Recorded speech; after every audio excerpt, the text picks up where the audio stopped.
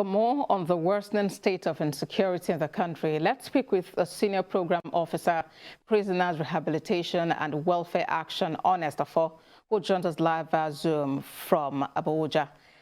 As it is, this Kuje Correctional Facility was built to house originally 800 inmates, but the Ministry of Defense has confirmed that at least 994 persons were in custody when that attack took place. With government constant talk about prisons reforms, what do you think is going on? Thank you very much, and good evening, Nigerians. The problem with overcrowding is not only in Kuje.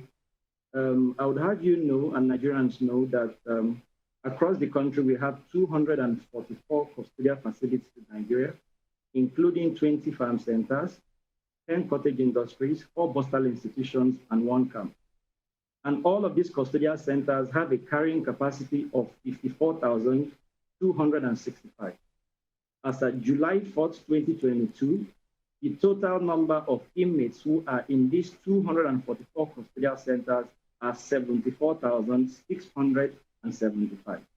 So that goes to show you that we have about 16,000, more than, I think about 16,291 present above the carrying capacity of the custodial center. And of course, that gives room for worry.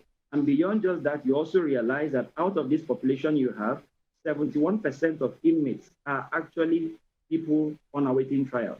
Only a little above 21,000 out of the 74,000 persons in custody have been convicted. So we have a serious challenge in our hands in terms of the reform. Because at the end of the day, we are expecting to see the reforms that we are having, the penal reforms in Nigeria, bear fruit. The Nigerian Correctional Service Act, new act, came into existence in 2019 when the president ascended to that bill and it became a law. But the problem we have is that there is serious implementation gaps. The relevant sections of the act is not being implemented. That is why we are still where we are, and we are seeing some of the challenges we are seeing as regards penal system in Nigeria. Well, Mr. Offor, within this administration alone, there have been 15 successful jailbreaks and 15 other attempts for jailbreaks. How do we marry all of these with the talks about reforming correctional centers and curbing crime within the society? Thank you very much. I would want to say that reforms goes just beyond just passing laws. It goes beyond just mere rhetoric. You need to be able to be seen to really be walking the talk. Like I said earlier, the act was actually assented to by the president, I think August of 2019. But we have seen that really the resources to be able to implement this particular act has really not been provided. I'll give you instances. Section 28 of the Nigerian Correctional Service Act says that there shall be provided for the safety, security, and control of custodial centers. Mention things like security equipment, closed circuit cameras, body scanners, body cameras, double perimeter fencing, alarm systems, and all of that. But if you go to these custodial centers that are listed here, you will realize that these things are not even existing. There is really no serious action being taken in terms of implementing this. And some of these custodial centers are old, some of them are outdated. If you go to places like in Bauchi, all of the custodial centers in Bauchi were built in the 1800s. One of the oldest facilities in Nigeria is the Port Harcourt prison. All of these are old, and some of them are actually carrying beyond their capacity.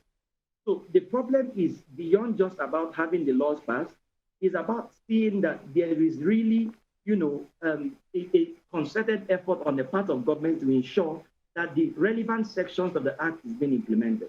If you have double perimeter special wall, for instance, or you have what we call a buffer zone, which is of course provided in the act, the buffer zone simply means that it's an area, a security area that people cannot actually breach. And if you set up alarm systems in those buffer zones and anybody is coming close, those alarm systems goes up and it alerts everybody around that something is actually happening. But the problem is that, from October of 2020, we have had about 12 or 13 jailbreaks. 7 of them have been very successful. And about 5,000 inmates have been released since that time. So you realize that when these anarchists realize that they can actually breach the security of what custodial center, they become emboldened to go to the next. And we may not just be seeing the last of this. Because if they can come to a city as Abuja, a city that is well fortified, the seat of power, was into town, and then do what they were able to do, seemingly unchallenged and uninhibited. I mean, it leaves us to imagine what will happen in other custodial centers. And I'm just saying that there is need for us as a nation to be proactive and not being reactive. Not when things like this happen, we begin to complain. We must take concerted actions to ensure that this issue is nipped in the bud, and this should be the last of such deal breaks in Nigeria. Well, Mr. Offor, as it is now, a number of these escapees are out there, and it's believed they pose a great danger to peace and security in the country. And of course, also there are growing calls for the country to seek foreign help. Do you see this as helping to tackle terrorism in the country? Of course, it's not helping in any way. It's actually not helping in any way. Some of those people are very dangerous, some of them are very dangerous. And of course, you begin to imagine what will happen for the people that actually did this, to have the confidence to risk their life to come and set these people free means that they actually, these people, they need them in their devious campaign against the country. It means that these people, these guys are assets to them. It means that they need them to continue to wage war against the security and safety of this nation.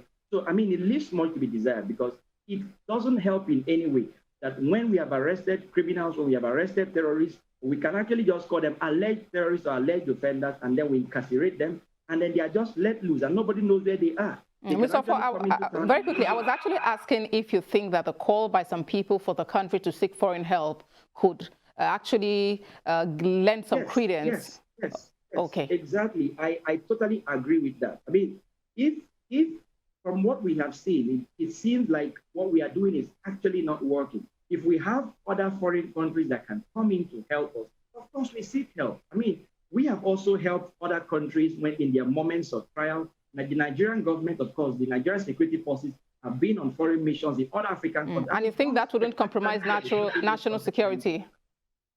Mr. Offor, you think that wouldn't compromise national security in any way?